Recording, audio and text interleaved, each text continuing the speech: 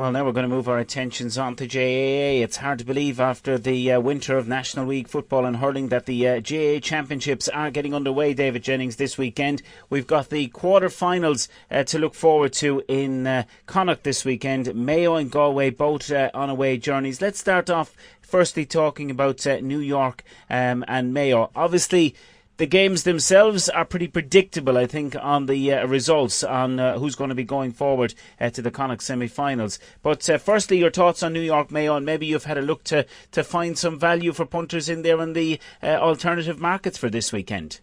Yeah, it's great to see the championship getting underway, and obviously big hope in Mayo this year after their league triumph. It's hard to believe they haven't won a Connacht championship since 2015. That'll probably surprise a lot of people. But this year, obviously, James Horan back at the fold, and it's very hard to know what to make of New York. Obviously, they didn't play in the league, so you don't really have a gauge on how they are. And when you go back through the results, like last year, they brought Leitrim to extra time. They were beaten 115-19 after extra time. Of course, they had Jamie Clark in action last year, and he scored 5 points. The year before, Sligo beat them 121-113, so they were pretty competitive. The year before that, in 2016, Roscommon only beat them by a point, 115-17. And then the 2 years previous to that, when they played Galway and Mayo, Galway won quite impressively by 16 points, and Mayo obliterated them really, won by 22. So to get a gauge on New York, if you look at the last couple of years, they've been very competitive against teams like Leitrim, Roscommon, Sligo. I just wonder, I don't think the team they have this year is up to what they've had in the last couple of years. Obviously, losing Jamie Clark back to Armagh is a huge blow to New York. They're not going to have the style and calibre of forwards that they had last year.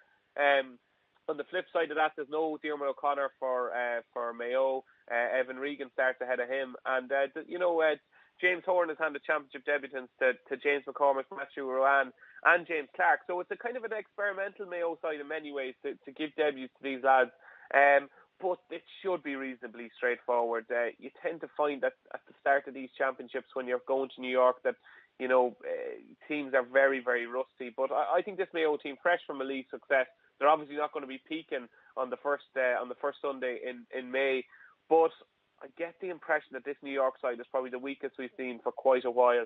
With that in mind, I think Mayo will win convincingly. It's very hard to know with the handicap if they're going to surpass like totals of 16 and 17 points. So I thought the way to go here was goals. I think the last time Mayo played in New York, they scored 418 in 2014. And with that forward line, Kevin McLaughlin, Darren Cohn, James Carr, Jason Doherty is in there, Evan Regan, Fergal Boland. I think they can get goals. And for that reason, I think the way to go here from a punting perspective is over 2.5 Mayo goals at a shade of odds on, and then chance the over 3.5 Mayo goals as well at a shade of odds against. They'd be my two best bets on the coupon.